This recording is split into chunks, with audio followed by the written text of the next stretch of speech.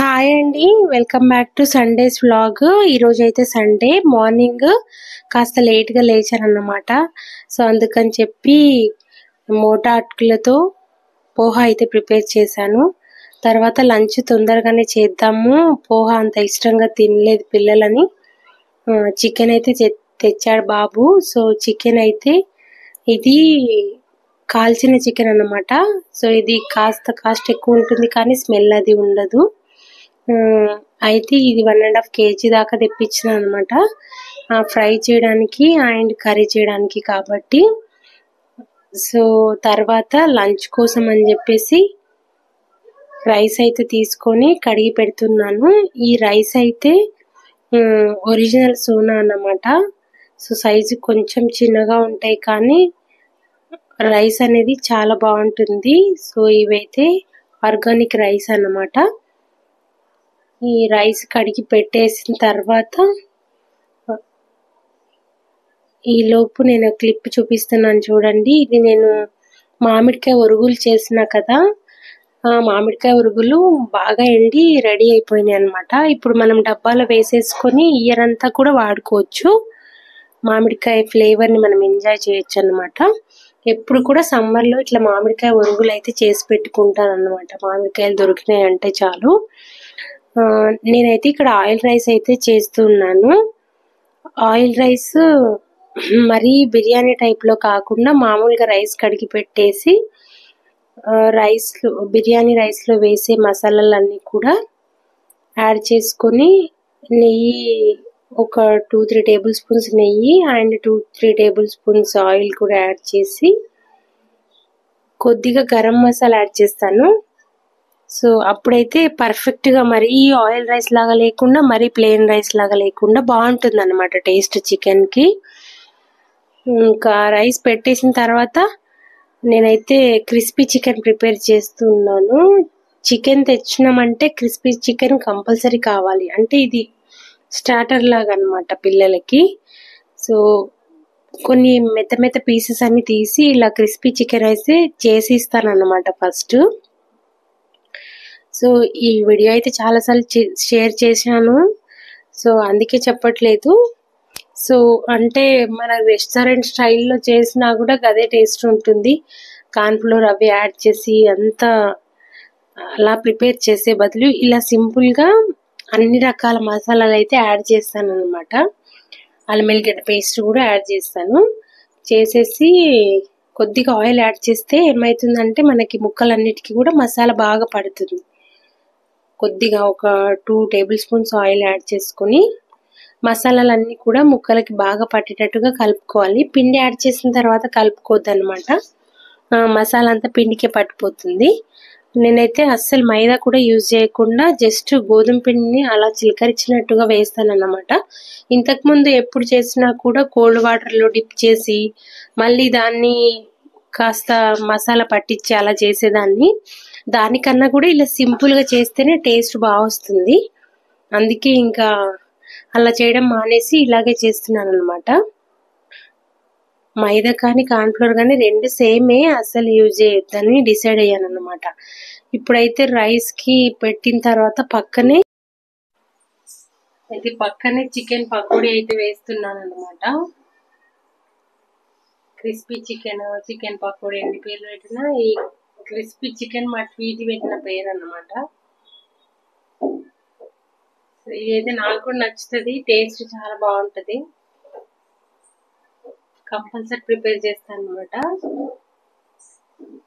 So oil అయితే మనం తక్కువ ఆయిల్ వేసుకోవాలి, ఎందుకంటే మళ్ళీ దీన్ని ఎక్కువ మట్టుకు రీయూజ్ చేయొద్దు. ఇదైతే ఆర్గానిక్ ఆయిల్ కాబట్టి నేను ఇదే కడాయిలో కర్రీ చేసేస్తాను అన్నమాట. మళ్ళీ రీయూజ్ చేయకుండా కర్రీ అయితే ప్రిపేర్ చేస్తాను, చికెన్ కర్రీ. క్రిస్పీ చికెన్ అయితే రెడీ అయిపోతుంది. ఆయిల్ రైస్ చికెన్, దీనిలోనే చికెన్ కర్రీ ప్రిపేర్ చేస్తే లంచ్ అయితే కంప్లీట్ అవుతుంది అనమాట. సో ఈ సమ్మర్ మార్నింగ్ తిన్న వెంటనే మధ్యాహ్నం లంచ్ టైం అవుతుంది, లంచ్ అయిన వెంటనే స్నాక్స్ టైం అవుతుంది, స్నాక్స్ టైం అయిపోయిన వెంటనే డిన్నర్ టైం కూడా అవుతుంది. సో ఏమంటే ఈ వీడియో షూట్లో బిజీగా ఉండి టైం తెలియట్లేదు అసలు. సో ఇదైతే బాగా కుక్ అయ్యి ఇలా మంచి కలర్ వస్తేనే లోపల బాగా కుక్ అవుతాయి, లేకపోతే పచ్చి పచ్చి స్మెల్ వస్తాయి అన్నమాట సరిగ్గా కుక్ అవ్వకపోతే. ఎంత బాగా కుక్ అయితే టేస్ట్ అంత బాగుంటది. సో వీటిని వేసిన తర్వాత ఒక 5 నిమిషాల వరకు అస్సలు కదిలించొద్దు, అప్పుడే మనకి ఆ క్రిస్పీనెస్ ఆ టేస్ట్ అనేది వస్తుంది. లేదంటే మసాలా అంతా ఊడిపోయి ఆయిల్లో కలిసిపోతుంది. అందుకే వేసిన తర్వాత ఒక 5 మినిట్స్ వరకు అసలు కదిలించొద్దు. తర్వాత టర్న్ చేసుకుని బాగా ఫ్రై చేసుకున్నట్టయితే రెడీ అయిపోతాయి. సో ఇలా అన్ని ఒక 3-4 ఆయిల్ అయితే ప్రిపేర్ చేసుకున్నాను. తర్వాత దీనిలోనే చికెన్ కర్రీ అయితే ప్రిపేర్ చేశాను. ఇంకా స్నాక్స్ టైం అయితే స్నాక్స్ ఏం ప్రిపేర్ చేయాలబ్బా అని ఆలోచిస్తున్నాను. ఈ పనులన్నిటితో పాటు మళ్ళీ డైలీ ఏదో ఒక వర్క్ అవుతుంది అన్నమాట. సో ఎక్స్ట్రా వర్క్ అయితే ఏదో ఒకటి పెట్టుకుంటాను, ఏదో ఒకటి క్లీన్ చేయడం కానీ, డైలీ ఇంట్లో రోజు ఒక కార్నర్ క్లీన్ చేస్తాను అనమాట. ఎందుకంటే మళ్ళీ హాలిడేస్, ఇంత ఎక్కువ హాలిడేస్ అనేది మళ్ళీ కష్టం కాబట్టి, స్కూల్ డేస్లో అంటే కష్టం అవుతుంది కాబట్టి ఇలాగా ఏదో ఒక వర్క్ అయితే చేసుకుంటూ ఉంటాను అనమాట. వర్కింగ్ డేస్లో కుదరని పనిని ఇప్పుడు కంప్లీట్ చేసుకుంటూ ఉంటాను. ఎట్ ద సేమ్ టైం పిల్లలకి ఏదో ఒకటి డిఫరెంట్గా చేసిస్తుంటాను అనమాట. అయితే సాయంత్రం అయితే అవకాడోతో కుస్తీ పట్టినాం మేము. అవకాడో జ్యూస్ చేసుకుందామని ఎంత ఆశతోటి అవకాడో అయితే తీసినాం అనమాట. ఇది అవకాడో ఫ్రూట్ కాలేదు, ఇది ఇంకా కాయలాగానే ఉంది. అసలు కట్ చేయడానికి రాలేదు, అంత కచ్చిగా ఉంది అన్నమాట. ఎలాగోలా తీసి ట్రై చేసి జ్యూస్, లైన్ డేట్స్ ను కొంచెం బాదం, ఒక 5-6 బాదం యాడ్ చేసిన అనమాట. కొంచెం హనీ కూడా యాడ్ చేసిన, ఆ స్వీట్నెస్ వస్తుందేమో అనుకున్నా. షుగర్ అయితే యాడ్ చేసి చూడలేదు కానీ అసలు అంత గలీజ్గా వచ్చింది. మొత్తం మొలకపోసిన.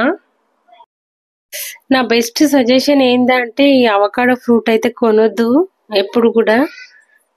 మరేమో ఇంతకు ముందు కూడా ఒకసారి తీసుకొచ్చిన, అప్పుడు కూడా ఏమంతా బ్యాడ్ ఎక్స్పీరియన్సే, అంత మంచి అనిపించలేదు. సో ఇప్పుడన్నా సరే చూద్దాం, ట్రై చేద్దాము, హెల్త్కి మంచిది అన్నారు కదా అని ట్రై చేసినా కానీ బాలే అసలు.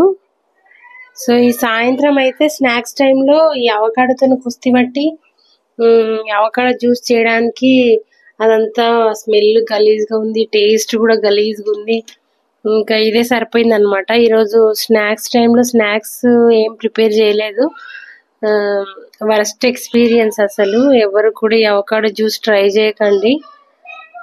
మంచి వీడియోస్లో చూపిస్తారు చాలా బాగున్నట్టు టేస్ట్, కానీ అస్సలు దరిద్రంగా ఉంది. అన్ని డ్రై ఫ్రూట్స్ వేస్ట్ చేసినాను అనిపించింది నాకైతే. ఇంకా తర్వాత రేపు మార్నింగ్ బ్రేక్ఫాస్ట్ కానీ దోశ అయితే నానబెడుతున్న. దోశ కోసము నేనైతే 1:2 వేస్తాను ఎప్పుడు కూడా దోశ కోసం. సో దీంట్లో కొద్దిగా మెంతులు అండ్ ఒక గుప్పెడంత శనగపప్పు అయితే యాడ్ చేస్తాను అనమాట. అప్పుడు కలరు, ఆ క్రిస్పీనెస్ అనేది మంచిగా వస్తుంది. సో ఇప్పుడు రైస్ అండ్ మినపప్పు 1:2 యాడ్ చేసుకొని నీట్గా కడిగేసుకొని తగినన్ని వాటర్ యాడ్ చేసుకొని నానబెట్టాను అన్నమాట నెక్స్ట్ డే కోసం. ఇంకా ఈ వ్లాగ్ అయితే ఇంతటితో ఎండ్ చేస్తున్నాను. నైట్ డిన్నర్ లోకి ఎగ్ రైస్ అయితే ప్రిపేర్ చేస్తున్నాను.